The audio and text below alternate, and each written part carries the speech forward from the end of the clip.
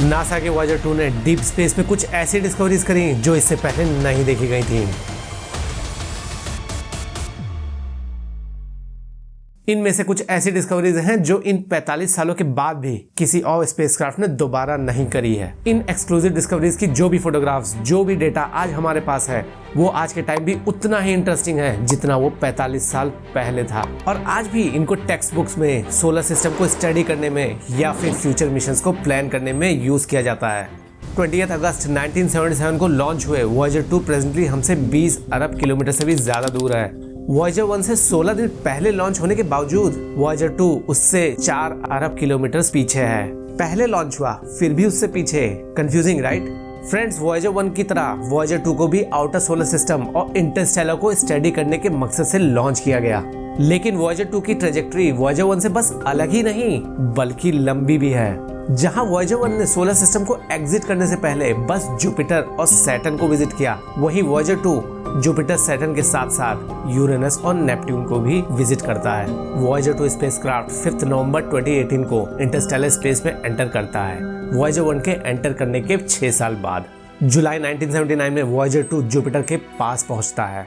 वैसे तो जुपिटर और उसके मून्स की कई सारी डिस्कवरीज वॉयेजर 1 ने 4 महीने पहले ही कर ली थी, लेकिन जो बेहद इंटरेस्टिंग डिस्कवरी आयो मून के 9 वल्केनोज में वॉयेजर 2 ने करी वो इससे पहले कभी नहीं हुई थी। इस डिस्कवरी के बारे में हम जाने उससे पहले वॉयेजर 2 की जुपिटर और उसके मून्स की खींची हुई इन तस्वीरों को देखिए।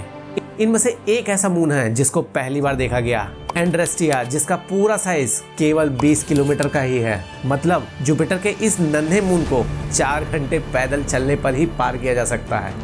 वॉयेजर 2 ने यूरोपा के भी हाई रेजोल्यूशन इमेजेस ली, जिसमें वॉयेजर 1 की तरह डार्क बैंड्स और क्रैक्स तो दिखे ही, साथ में ये भी साफ साफ दिखा कि यूरोपा के सरफेस पे ना कोई पहाड़ियां हैं, ना कोई चट्टाने हैं और ना ही कोई गड्ढे हैं। इसका पूरा का पूरा सरफेस स्मूथ है। इस स्टडी ने एक बार फिर से यूरोपा के अंदर किसी टाइप के जियोलॉजिकल एक्टिविटी के होने का संकेत दिया है।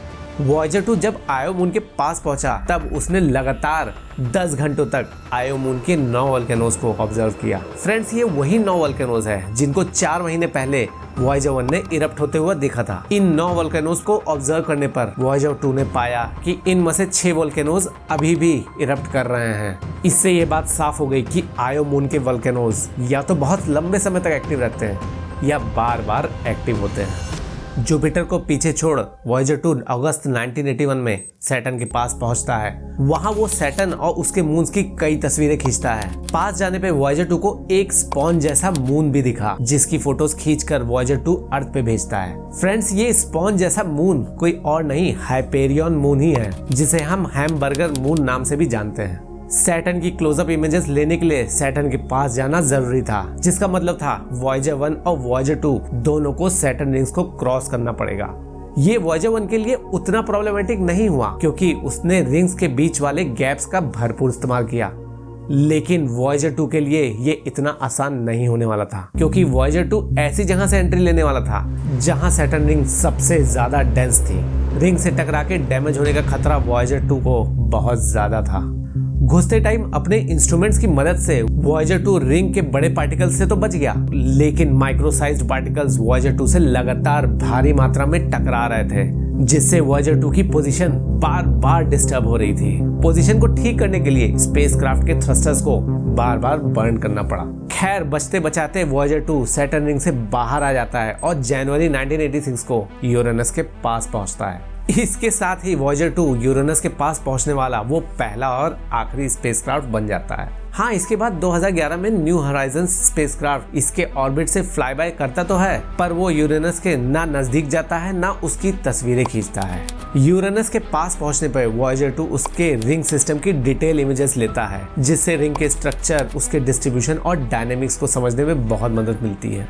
यूरेनस की तस्वीरों में साउथ पोल बहुत तेज चमकता हुआ दिखाई पड़ा, जिसे हम डे ग्लो कहते हैं। यूरेनस के मून मिरांडा की भी तस्वीरें बहुत चौंकाने वाली थी।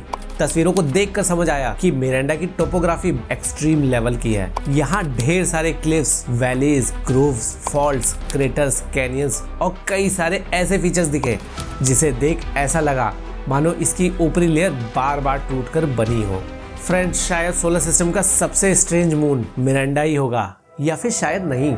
फ्रेंड्स, ये आप खुद डिसाइड करिए। नेपट्यून के मून ट्राइटन की फोटोग्राफ्स देखने के बाद ट्राइटन की फोटोज को देखने में ऐसा लगता है मानो इसे किसी साईफाई मूवी के लिए इमेजिनेशन से बनाया गया हो। अगस्त 1989 में वॉयेजर 2 नेपट्यून के पास पहुंचता है और पहली बार उसके रिंग्स की डिटेल्ड फोटोग्राफ्स खींचता है। नेपट्यून के 6 नए मून्स को डिस्कवर करने के साथ साथ नेपट्यून की फोटोग्राफ्स में पहली बार जुपिटर की तरह ग्रेट डार्क स्पॉट दिखता है, जो कुछ और नहीं जुपिटर की तरह ही तेज घूमते हुए एंटी साइक्लोन्स हैं। नेपट्यून की इमेजेस और डेटा को स्टडी करने में ये पता लगा कि ये प्लेनेट हाइड्रोजन और मीथेन की चादर में लिपटा हुआ है। इस प्लेनेट के नीले दिखने का कारण भी यही मीथेन है, जो सूरज की रेड लाइट्स को एब्जॉर्ब करके ब्लू और ग्रीन लाइट्स को रिफ्लेक्ट करता है। वॉयेजर 2 नेपट्यून के मून ट्राइटन की भी डिटेल इमेजेस लेता है। इन इमेजेस में ट्राइटन का जियोलॉजिकली एक्टिव सरफेस देखने के साथ साथ क्रायो वोल्केनोज भी दिखते हैं। ऐसे वोल्केनोज जिसमें लावा नहीं वोलेटाइल एलिमेंट